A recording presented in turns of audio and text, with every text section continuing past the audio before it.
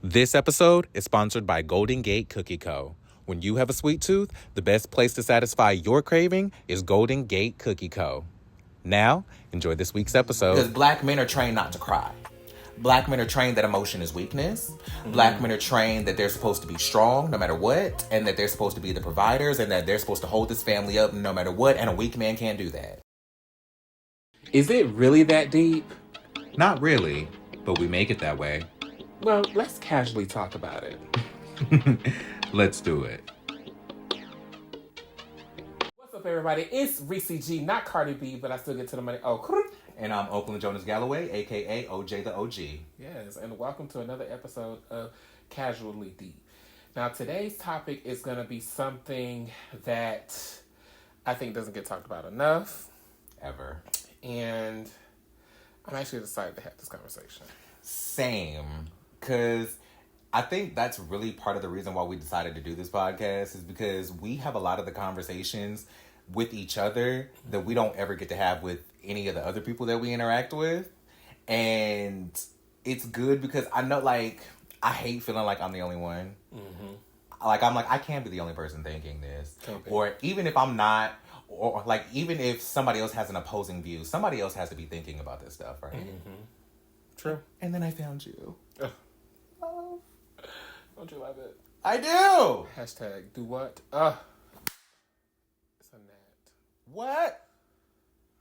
Demons and spirits are coming for this conversation, and we will not let them win. Well, let's jump right into the debate.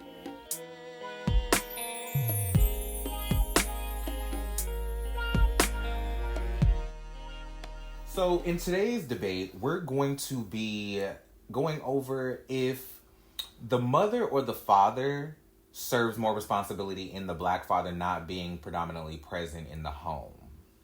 Me, I'm always gonna go with the dad. Always, because as a father myself, and as a father that's currently not in the same home as their child right now, there's nothing that would ever keep me away from my child, being present in my child's life, being active in my child's life, even if it's not in the same capacity that it was when I was in her life day to day. They, like, I don't, like, there's, to me, there's, presence is a choice. You know what I'm saying? Yeah. And so, through the, like, even going through my divorce, when I had extreme contention with my ex-husband, and we did not speak to each other unless it was about our daughter, and we really didn't even speak about her,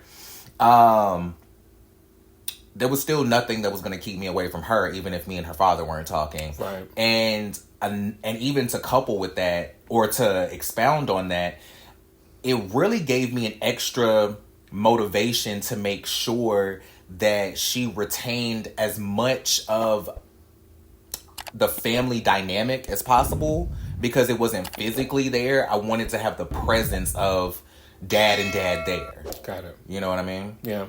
I mean, to me, I think it's the mom. Because growing up in a time where co-parenting wasn't the trendy thing to say, I would go to my dad's house every weekend. He would pick me up every weekend. And then during the week, I was with my mom. And even though my mom, I can only go off the example that I see or have seen. But with my mom, I always felt like she was better off independent and kind of, this is crazy to say because I never even thought about this, but I thought that she was better off raising me by herself and co-parenting versus being in a relationship. But I know that my mom yearned for a relationship. But I wouldn't have the survival skills without her, though. And I don't know so much if I would have gotten that if there was a father in the home. Now, I do believe in a family unit. Sure. I do. But I think in some cases, the women have a tendency, I'm going to take a turn. Okay. I do believe that women have a tendency to choose what to do to keep the father in the home. Because either you be complacent and deal with his bull, if he's a cheater, if he's not a person that has any drive, if he is, if you fall out of love with him, a lot of times women choose to stay for the sake of the children. I think they choose over men choosing, and they have more power in the relationship, and that's because they are the matriarch. But then you do have some women who are independent, and if he don't act right, they're gonna figure it out them damn selves. And that's just coming from seeing black women do those things. But at the same time, I think that's something that transcends culture in general. I wish that both sides of the aisle would see that, but I really think that when it comes down to those 2 points of view, I would say that the mom or the woman has more influence on if the father is or isn't in the home. Because I think that nowadays women have gotten to a space where they don't necessarily need a man in the home to effectively raise a child. Sure. And we're only talking about the heterosexual normative that society has placed. Right. Now, when we come down to same sex, crazy enough, I do believe that there should be 2 parents in the household in a same-sex relationship. Okay.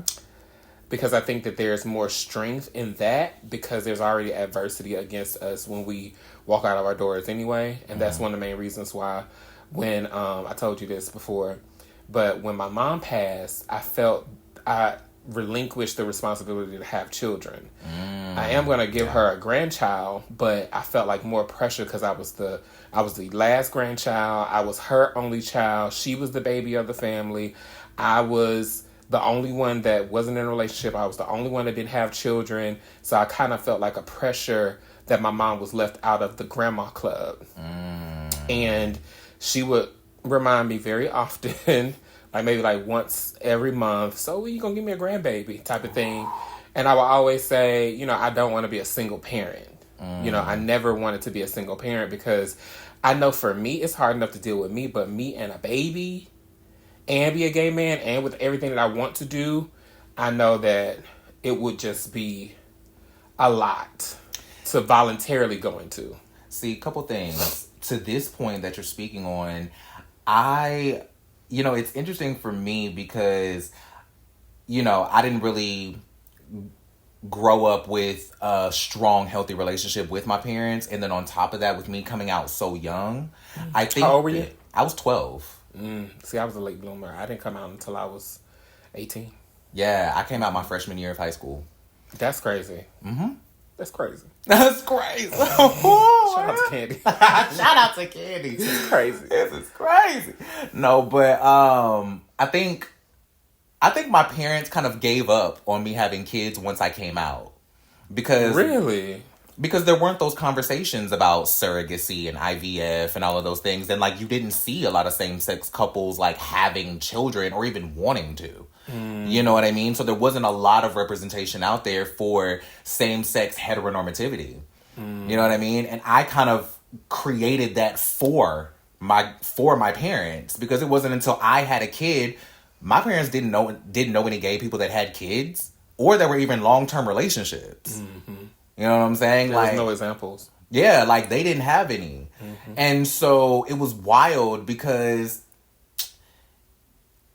I think it kind of gave my mom a new, not necessarily lease on life, but kind of something, there's a phrase that I'm looking for, but it just gave her something, a new connection to me in a way that I guess she can't actually have a connection to me because we don't have a great relationship, but I did actually end up giving her an extension of me.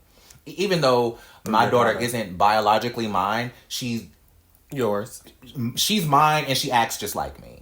She's a Virgo just like me. She acts just like me, and everybody says people have started to say she looks like me now. The older that she gets, I think so too. She's starting to look like me now, but that's a whole different thing. But I think that's it. It's a little bittersweet for me because you know how people say that bad parents make great grandparents? Yeah, that's true. Because the crazy thing is I take a page out of Maya Angelou's book when she had said, I think on her masterclass, she said that her mother was a horrible mother to a child, but a great mother to a young adult. And I think that my mom was a better parent to me when I got older, especially when I moved to Dallas. Especially when I moved to Dallas, because then it made it so we had to have a relationship. And losing her was really, really tough for me because I was like, okay, well, I'm right at the precipice of all this success. Who's going to celebrate it with me? Who am I taking with me? Right, I'm going to start doing laundry. Like, what are we doing?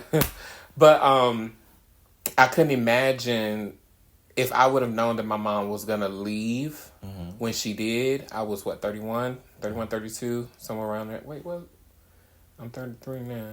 Yeah, I was 31. And if I would have known that she was going to leave, and if I was in Dallas with a child, I don't know what I would have done. I don't know what I would do. Right. So I couldn't see myself choosing that. As I get older, though, and I approach more levels of success, I can see the importance of leaving that particular type of legacy. And that's all I think about is my dad's name, and all of that. But I also don't know how that would affect the child without having grandparents. Because, like, I don't have any grandparents. Like, all of my grandparents are deceased. In my adult years, I never got to reap the benefit of having a grandma or a granddad to call. You know, my dad's dad died from a heart attack. He went to a hospital, and this was back in the Jim Crow era. And so he went to the hospital. They refused to service him because he was a black man, and he died. Right. Then my grandma, she passed after not too long, maybe like a year and a half after my dad passed. Then my mom's mom, she passed, I want to say in 2017. And then my mom had two dads. Like, she had her biological dad, and then she had the dad that raised her, who she had good relationships, but both of them passed when I was younger too, so I never got the chance to actually be able to run into the arms of a granddad. I never had that. And so I would just hate to bring a child into the world and they don't have that, unless my husband had, parents. So it's kind of like, you may not have 8 grandparents, but you'll have a good set of 4. So, yeah, kind of like that. For me, it was kind of like that. Like, for me personally, I grew up with my dad's parents, but then I also ended up kind of being raised by my grandmother. So, like, I'm like the typical woman thou art loose kid. You call your grandmama mama, your mother by her first name, and her boyfriend's uncle. Very that type of tease, except I never call my mother's boyfriend's uncle. Like, that just was, I questioned that as a kid, and I was like, that's weird. That ain't your brother. That ain't this, sis. But my mom's father passed. Actually, I don't really know the history of her side of the family, because it's crazy. Because all I really know is that her mother is still alive. I've met her before. I've been around her before, but I was never in, like, close proximity to her on any kind of consistent basis. It was like we went to visit her every now and again. I saw her when my uncle got married. It was very, distant, touch and go. And so for me, it was kind of like I never grew up with grandparents because my grandparents were my parents. You know what I mean? Yeah. And then for my kid, she has my ex-husband's parents in the house with her every day. And now she's touch and go with my parents. Which is really pissy for me. Just completely off subject. But it's really pissy for me because I felt like the only reason I was content with my parents having a relationship with my daughter and not me is because of that thought process of bad parents make great grandparents. So I was like, if they aren't going to be good parents to me, then at least they're going to be great grandparents to my daughter. But now they're the grandparents who, you only really hear from them when it's their birthday, when it's Christmas time, what size do they wear, this, that, and the third, come see me for a weekend during your spring break, that. And it's like, then why be here at all? Right. Why be here at all? But I want to jump back to another point that you were making about the mother being responsible for the father not being in the home. I do think that while the mother, as the matriarch, retains the most autonomy over the direction that the home goes in, I do feel like if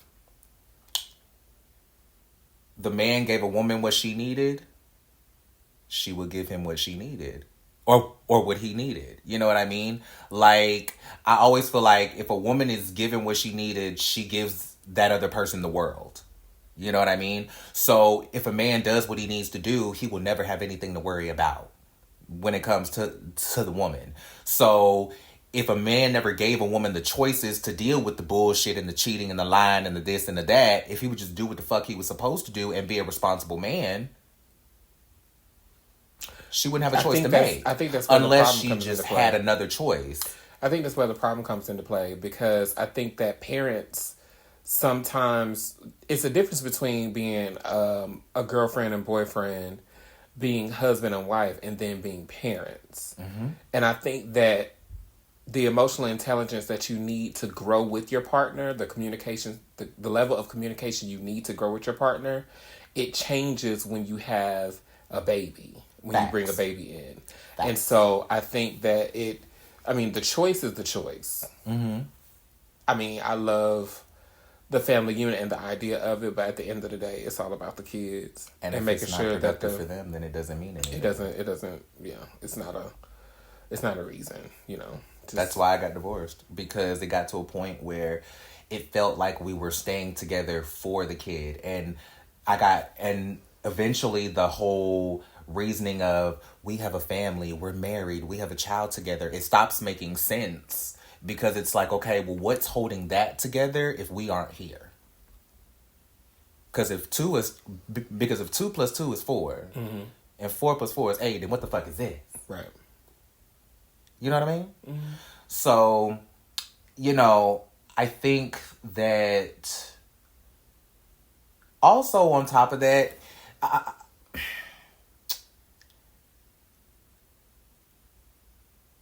to close that out, you never really know, because even sometimes it just don't work out.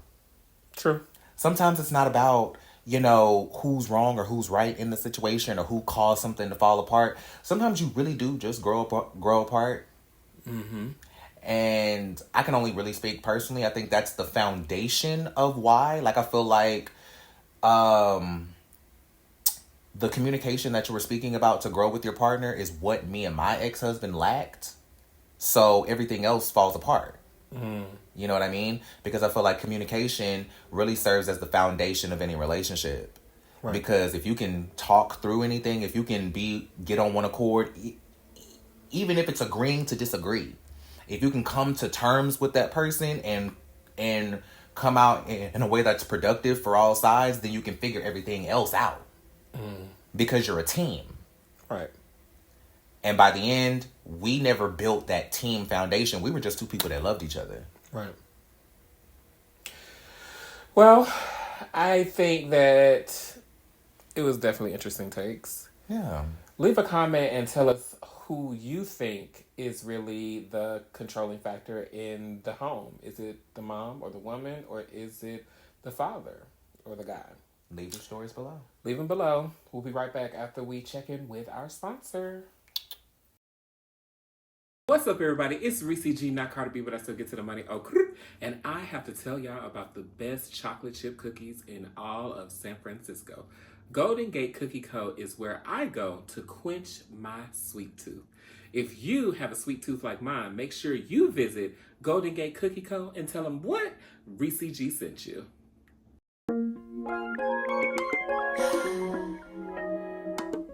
Alrighty, so in our Reality Rehab segment, we wanted to continue the theme of Black families, Black men, Black culture being a heavy factor on the evolution of Black men. And we wanted to talk about some guys from Love and HipHop, because I think that is one of the easiest ways to dive into that subject. Who would you want to start with first? I think, to me, when it comes down to reality TV and the way that black men are depicted, that affects or that influences the way that we see black men nowadays, I would start with Safari. Okay. You know, Safari, I think, is a attractive guy. Not my type, but hey, he's attractive. Generally speaking. He is talented. He has been on multiple Love and HipHop shows. Every Love and HipHop. Basically, I mean, if you guys don't know who Safari is, he is formerly the boyfriend of Nicki Minaj. He went on to be on, what was it, Love and HipHop Hollywood. Then he went to Miami. And then he was over there in Atlanta. Was he in New York? He did. Well, first he went from Hollywood to New York to Atlanta, Atlanta to Miami. And he's in he was on the last season of Miami. He's not on this current season. Got it. So he's been around. And I think that when we look at, I don't know how many times, but he's been around the block. He's been around there. But she done been around the block. You been around the block. I don't know how many times. But around the thing. Okay. I think that looking at the opportunity that sometimes mainstream media puts in the space for black men, especially in reality TV, it's always missed because they are not produced right. And I say this from web reality to mainstream. True. I think that if you don't properly take a character, build them, create them a opportunity to prosper, then they're just going to be clickbait and propaganda. Only thing that I can really think of with Safari, he a rapper with a big dick. I don't know him for real outside of that. And then we trickle over into the stuff with his ex-wife, Erica Mena. So I hate how sometimes black men don't take the power back with how they are displayed in mainstream media, especially in reality television, which then puts me over to my second guy, who is Milan Christopher. I think that Milan Christopher, knowing him, having been a Blonic, met him when he was a Blonic years and years ago, and kind of was able to kind of be around him, who I knew was not who I saw on a show. And I think at times, because we are black gay men, and then we get this opportunity to be on a platform, I've yet to see a black gay man be on a reality show and not seem curated.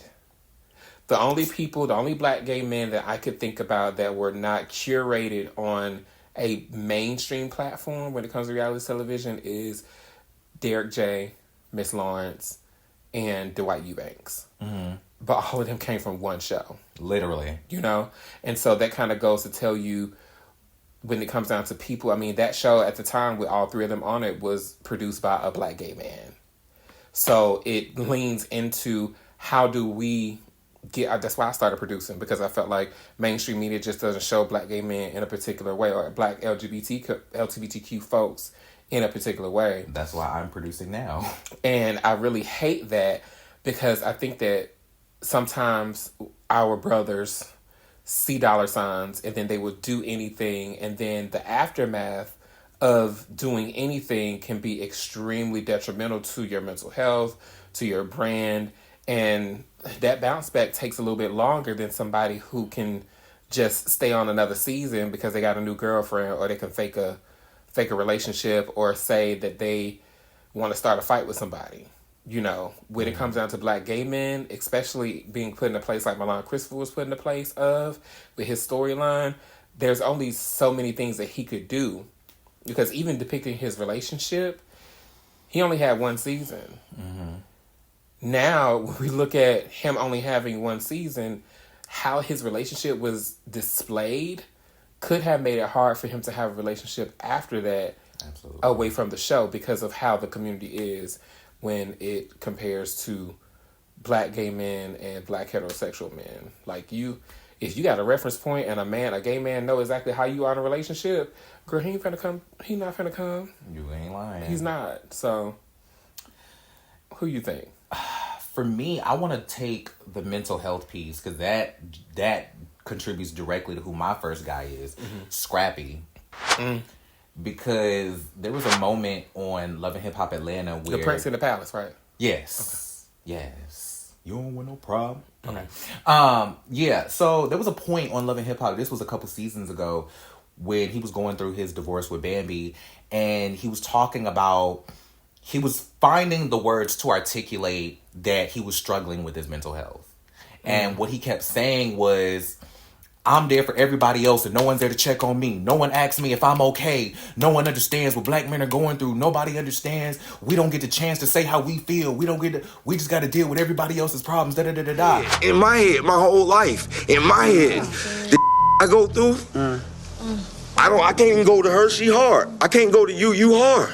So I'm on the concrete. And then he posted this post on Instagram that, for lack of better words, reeked of suicidal ideation. And it really hit me really hard because I related to it.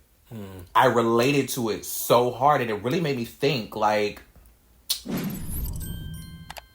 it's so wild to see, because even in the context of just black men in general society, we're only shown in so many different ways. If we're straight, we're the matriarch, hypermask, most of the time toxically masculine, and they're providers or they're deadbeats. Gay men, they're either down low or they're hyper femme. And then stretching that to reality TV, that becomes even narrower. Because now it's less about what type of archetype you fit into, and it's exasperating the worst parts of that archetype. You know what I mean? And so breaking it down to Scrappy, it was like, well, damn, I see where he's coming from, because one, black men in America are not trained to be good communicators. Because black men are trained not to cry. Black men are trained that emotion is weakness. Black men are trained that they're supposed to be strong no matter what, and that they're supposed to be the providers, and that they're supposed to hold this family up no matter what, and a weak man can't do that.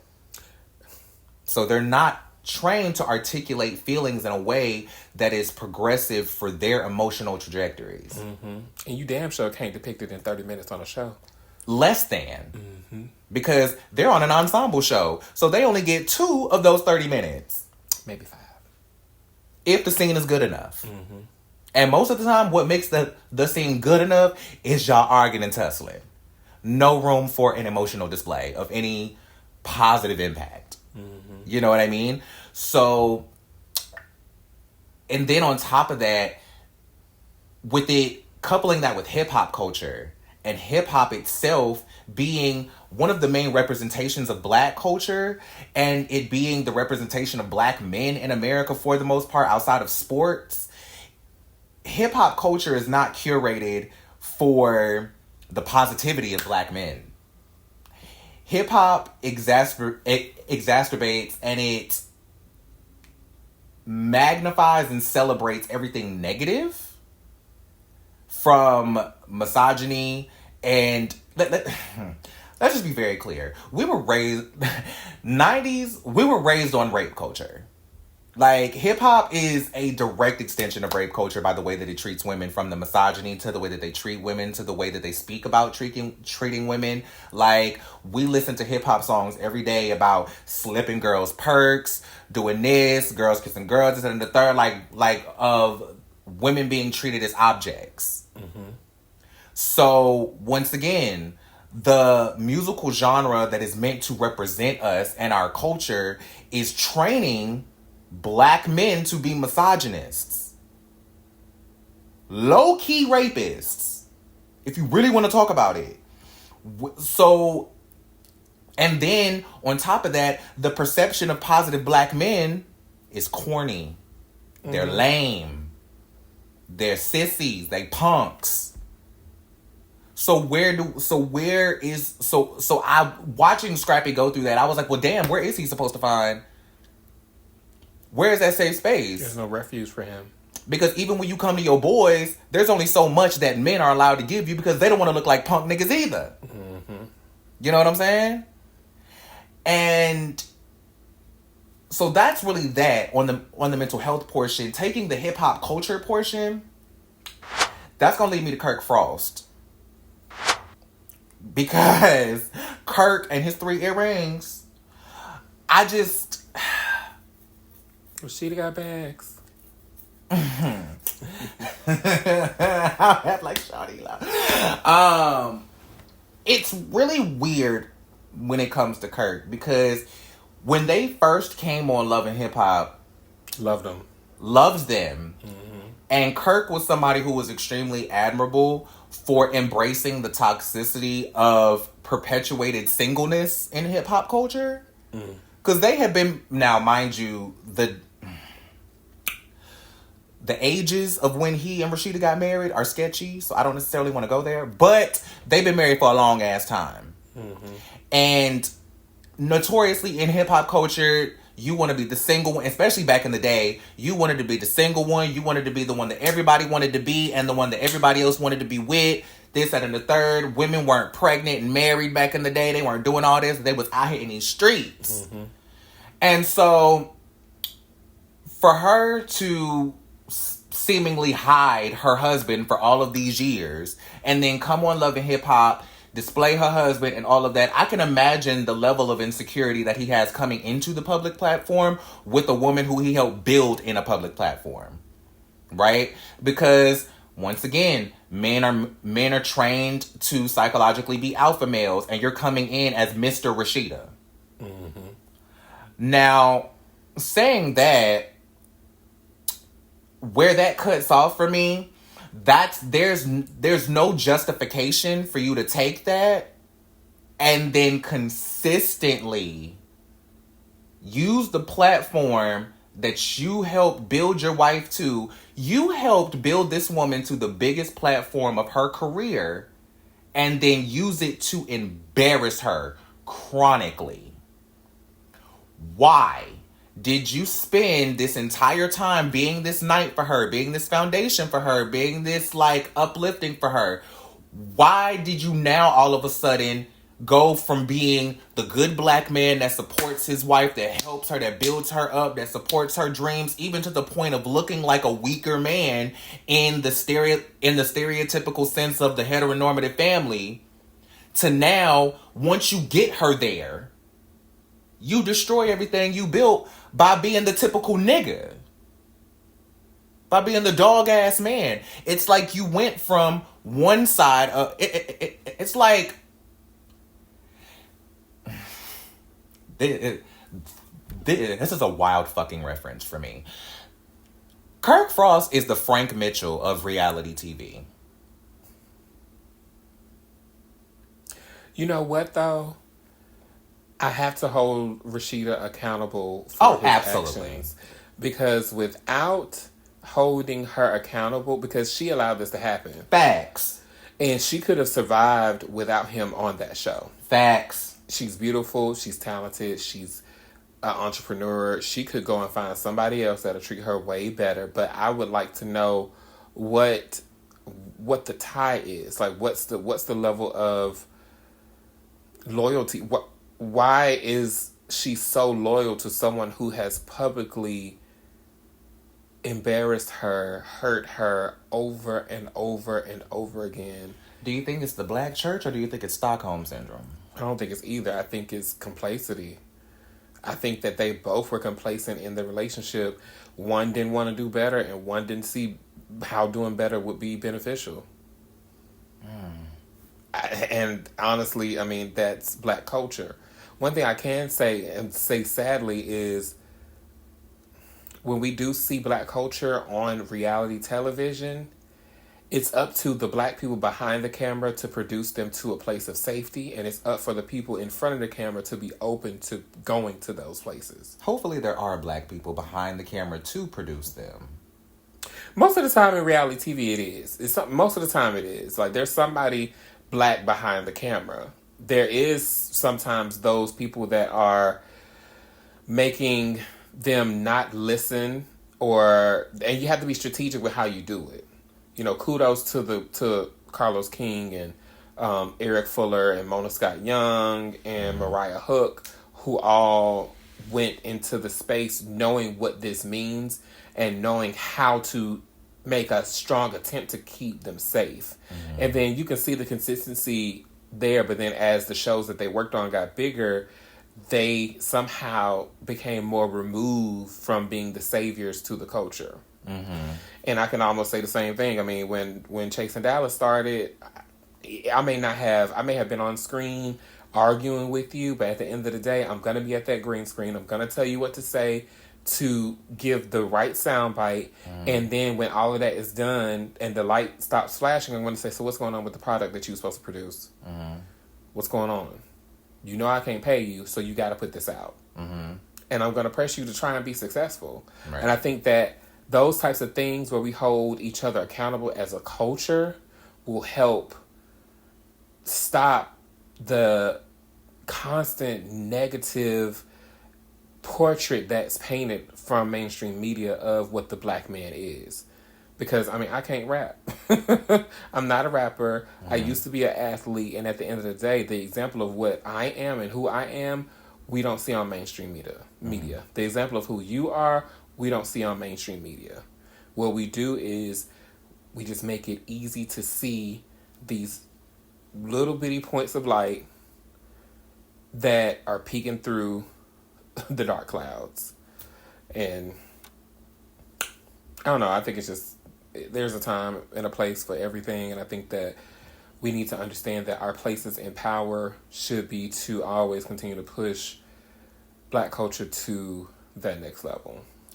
And I definitely think that narrowing that down to reality TV, I think, you know, what's displayed on reality TV is just a microcosm of what greater black culture is embracing as a macro. You know what I mean? And so I think that there's a greater conversation to be had, less about why are black people on reality TV representing certain stereotypes and why, and more so as to why black culture as a whole seems to perpetuate the most negative stereotypes about black people in a reclamative format. You know what I mean? Like, it seems like... Pause. You ate that. Thank you. Continue. Actually, pause, because that leads into the conversation.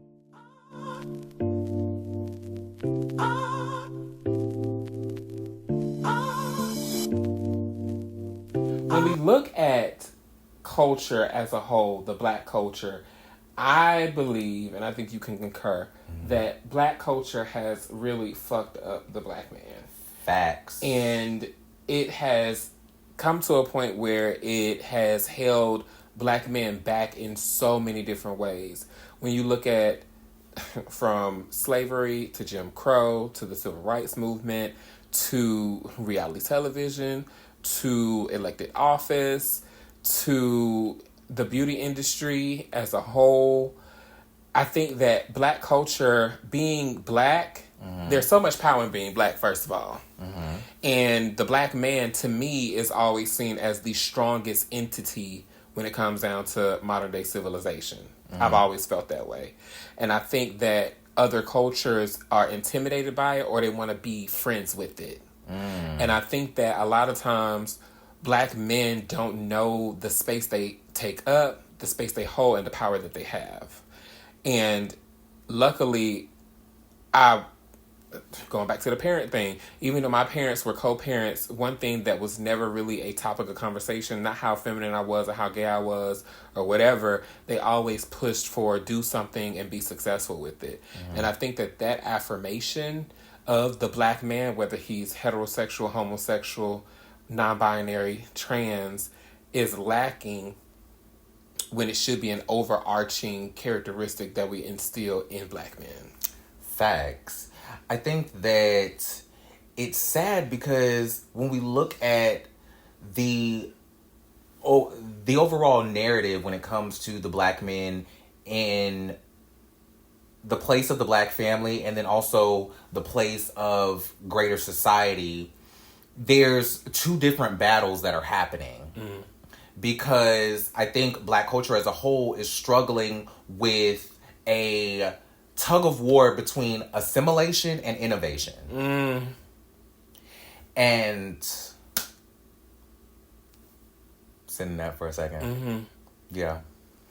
And that plaguing on the pillar of the black man. Jump back for a second. Let's go back. Dig into that. When a black man assimilates, what happens in your opinion? When a black man assimilates, what I like to call, dims the natural rhythm of black expression. Because I think the best way that I can explain this is, you remember that clip that was going viral a little while ago of Barack Obama greeting that line of men? And when he greeted the white man, it was very... Then when he got to the black man, it was... Right. Yeah, it was... I can't dab. Very that. It was very... Right. Very that. Very that. You know what I'm saying? But I think that was love, though. Right. But what I'm saying is that... Not saying that Barack Obama don't love nobody else. Not saying... Okay, before they try it. Okay. Save that comment. But I think what it is that when he was dapping up the black man, it was a natural expression of black culture. Whereas when he's expressing to a white man, not necessarily that a general handshake is not of the black experience, it's just that there's a level of matching energy. Whereas with this, what I've always been taught as a black man to give a handshake, especially to a white man, is that it's an assertion of equality. Okay. You know what I mean? From the moment you shake that person's hand, a strong handshake shows you mean business. You know what you're talking about. You're prepared. You are confident. You know what I mean? It shows power. You know what I mean? And so there's a level of thought process that goes into a stern handshake versus a level of comfortability that goes into a dap. Another example of that I can give you is the universal black head nod. Is when you're the token black person that's in a room full of white people, you look for the other black person in the room and you... And we know what that means. Yeah. We know what that means. Like a comical example of that is that clip of Black Lady Courtroom. No, that's a but good that one, too. But that's a good one. Of Yvette Nicole Brown and Keke Palmer on Password. Okay. Rose. Right. Think I'm gonna get it wrong? No, you can't. Okay, one more time. Rose. This gets harder than you think. Huh? It's Rose. It's hard.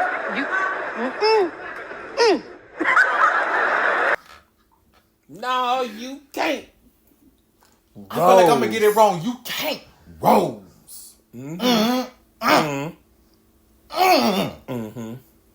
There's a lot of black communication going on right now. Tons of black conversation was happening. I'm gonna let my sister down. But no, it's very that. Like, there's a level of natural cohesion that happens when you're among black people that doesn't require amount of thought process because the equality is naturally there. Yeah. We are people.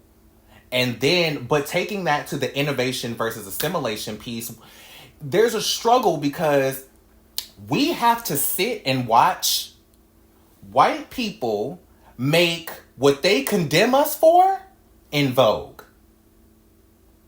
So the natural rhythm of black people, the natural, like, prime example, we just had a whole white lady fucking up breakdancing down to the Olympics. White man can't jump. Vanilla Ice. Do you see what I mean?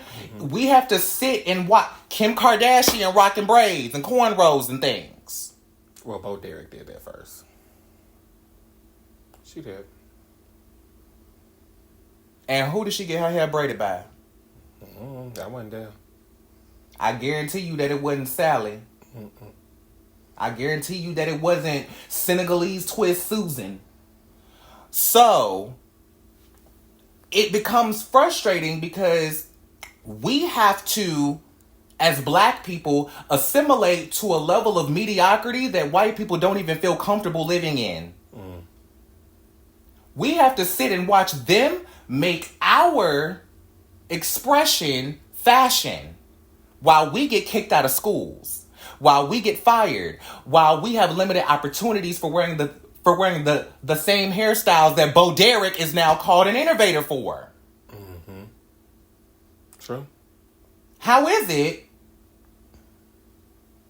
that white people wearing locks is an innovation in white expression, but black people are getting kicked out of school for wearing locks? True.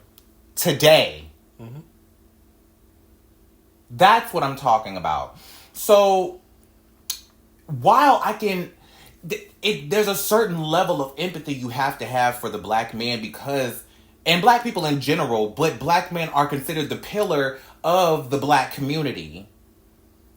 And as the member of the black community that assumes the most privilege in general society based on being a man, there's a certain level of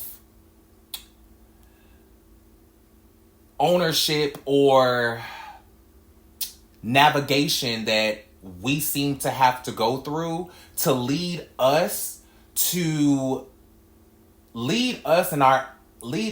our innovation to balance in the pool of assimilation. I would even venture to say that it's like an unspoken responsibility. Like when a black man comes, when a black son is born, it's an automatic stamp of, okay, you have a responsibility to take care of the family, be the leader, be successful, don't fail, don't be the stereotype. And it's so not many even unspoken because how many people... Or an inherent responsibility. There it is. Because we tell our children all the time, or we were told as children, you have to go to college. You have to, do this and do that and get a great job and get a degree so you can get this great job and take care of the family and da-da-da-da-da-da-da-da. You don't want to be just some average blue collar, da-da-da-da-da-da-da. You know what I'm saying? And even to that, the push for education in the black community has a whole different connotation than it does in the white community. There's a level of, for lack of better terms, at the moment, desperation that comes with education in the black community that is a level of convenience to the white community. I think that in black culture, for some reason, I think it may be changing. It seems as if achieving a higher level of education is a coveted spot. Mm-hmm. I mean, I can count on one hand how many people on both sides of my family went to college. Mm-hmm. And to me, there's different things instilled in men, generally speaking, no matter what race, that black men simply just cannot. Black men have to get everything twice as hard for half as much. We have to touch what the white men, what the Asian men, what the Latino men, what the Middle Eastern men, the South American, like all of those different cultures, everything that they have and that they are able to accomplish, it seems as if black men don't accomplish the one top pillar in whatever that totem is within that culture, we're a failure. Yep. And I'm like, I don't understand why.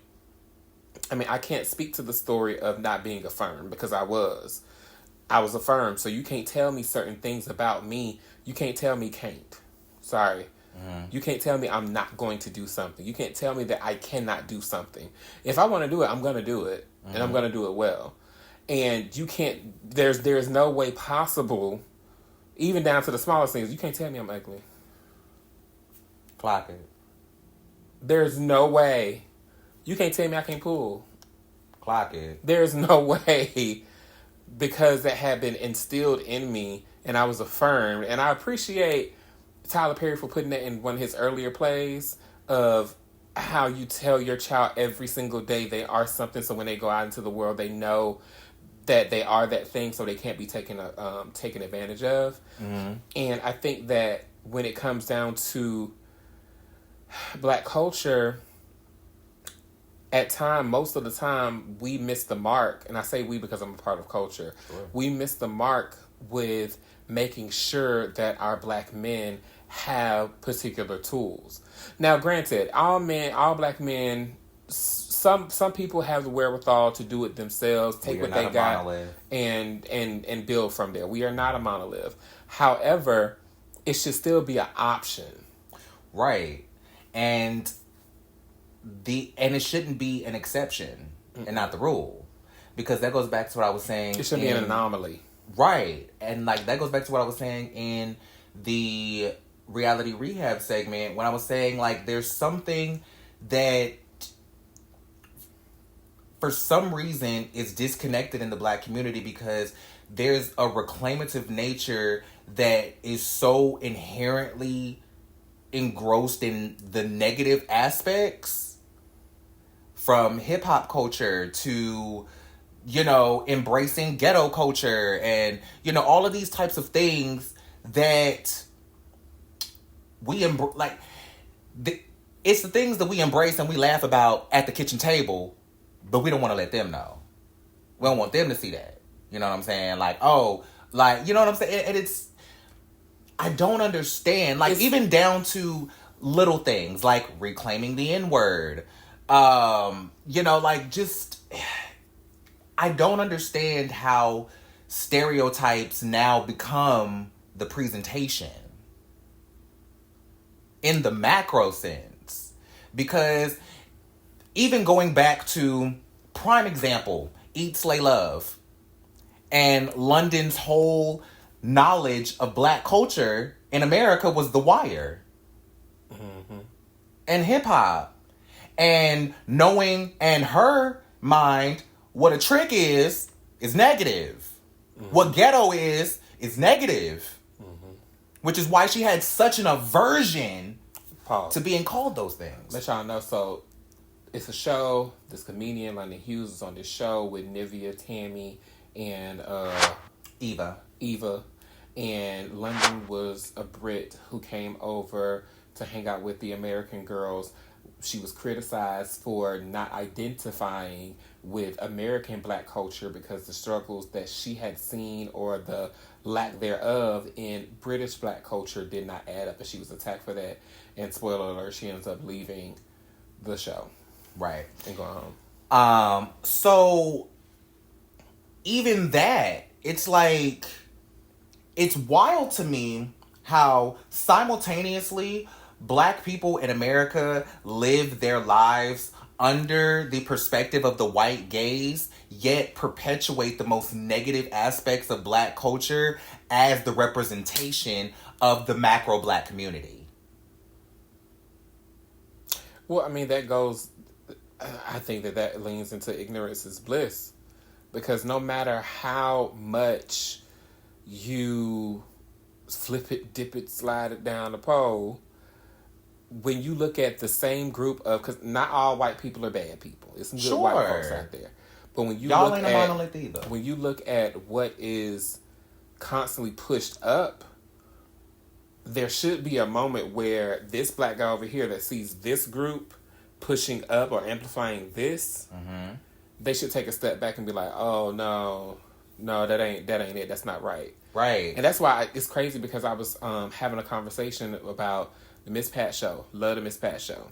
Everything. But the bad thing, it's bittersweet at times with the Miss Pat show. It's bittersweet in the eyes of society because most people that are not black think that Miss Pat is the black person. Right.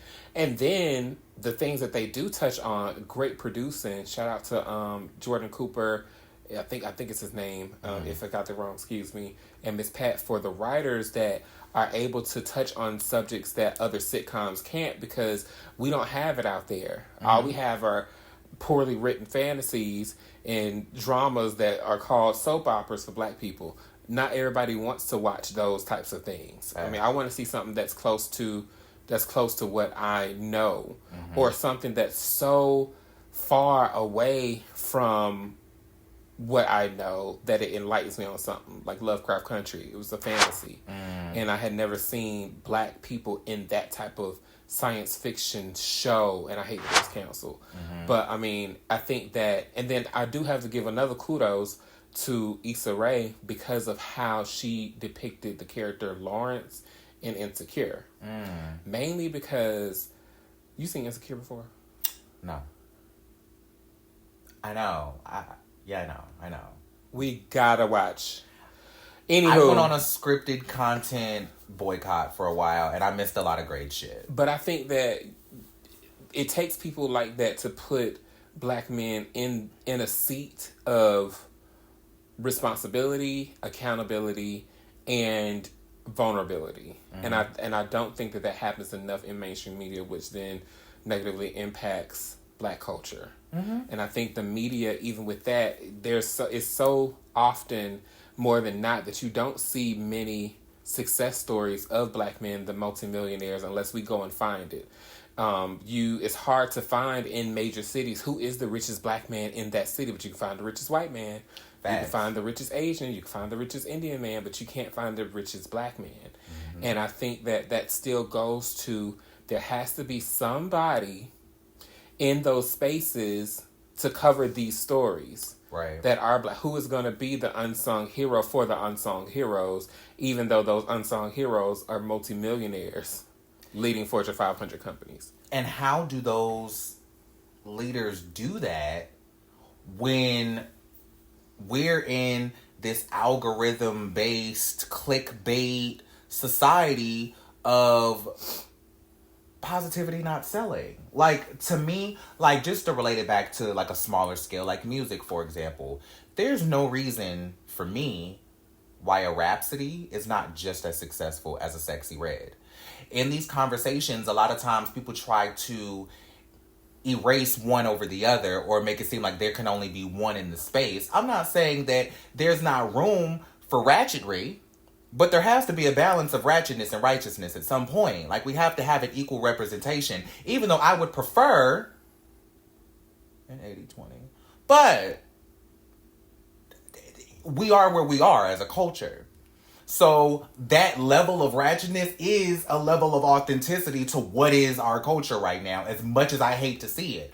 But the problem is, people like Rhapsody aren't exalted to where the other half, probably more than, because really what I think it is that the ratchetry doesn't really represent the majority. It represents the internet.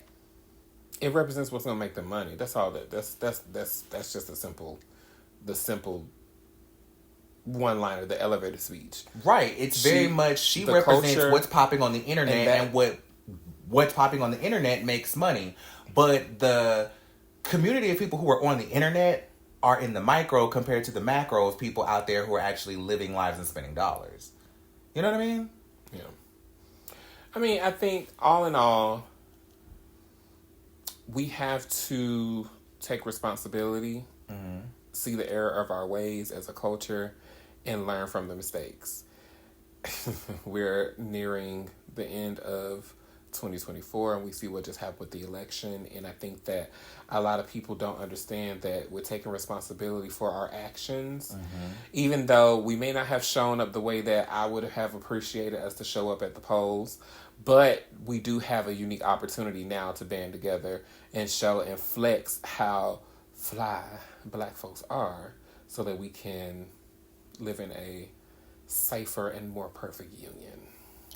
I also want the black community to want better for ourselves. We have to want it. You know what I'm saying? We can sit here and be the representation. We can be the people who carry the showing the positive side of the black community, but we have to want it for ourselves, because my example of that is the Will Smith slap. I wouldn't even say that we have to want it for ourselves, because I don't want everybody to want it for themselves. I want everybody to want it for each other. And let me tell you what I mean by that. We still need followers. We need leaders and we need followers within the culture. We need the organizers and we need the activists.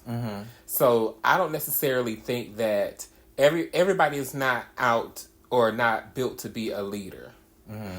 I think that everybody got to play their role the proper way too when it comes down to Black culture. And I'm not even talking about affirming somebody is not a leadership trait. I think that's just a human trait that we should have. Sure.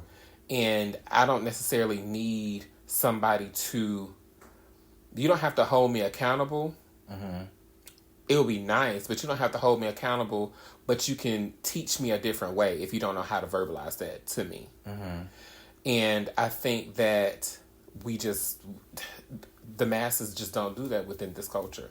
Right. And so I'm like, how do we exalt the leaders in the community who are showing the other side of Black culture, the more positive representations, the more, like, how do we tip that scale?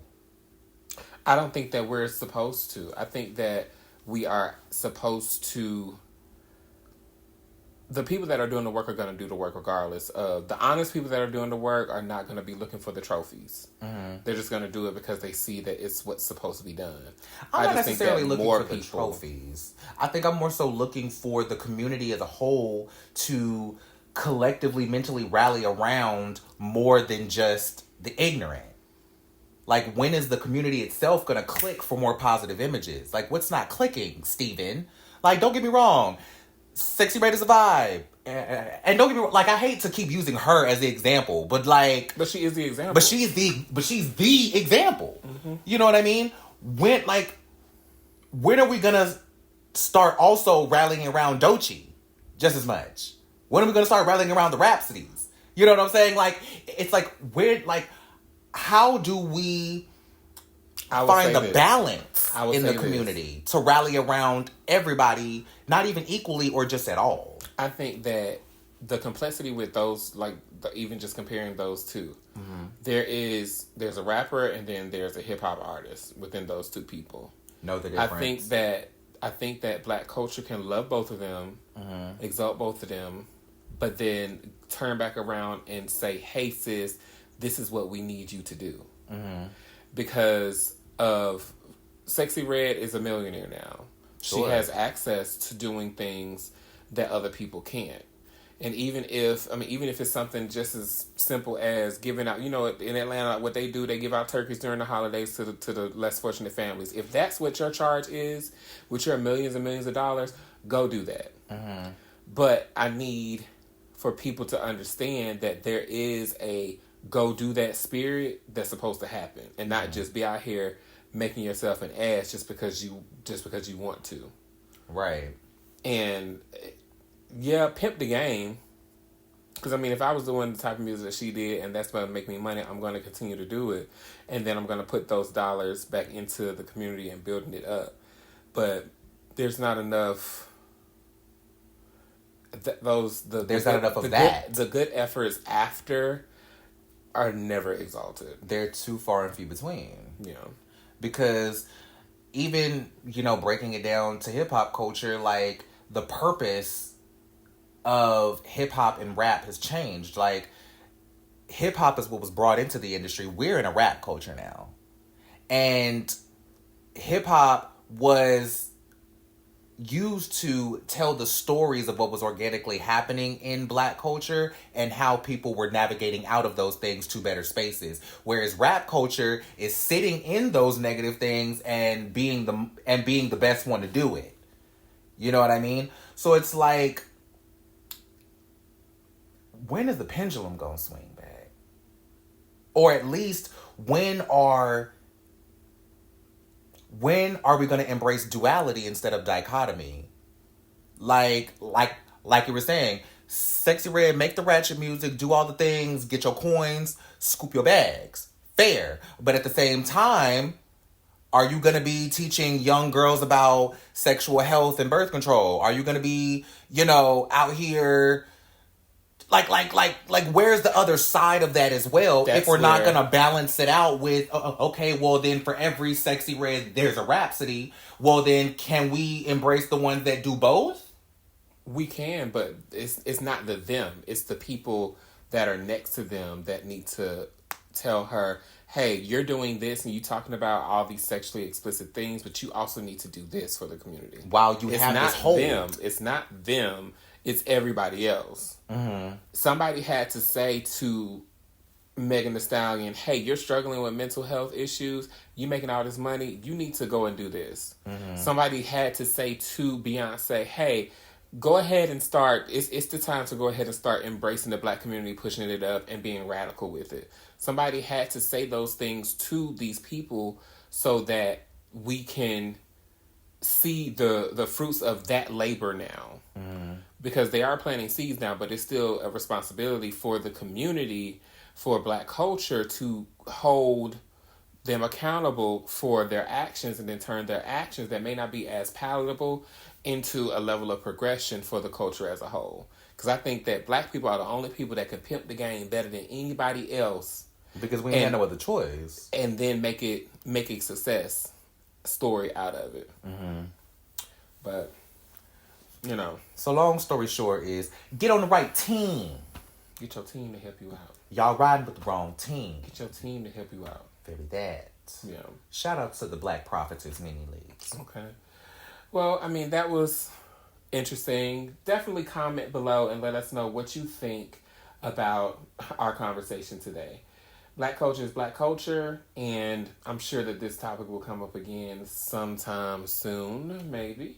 But until that conversation comes up, we'll see you guys next time. Be casual, stay deep.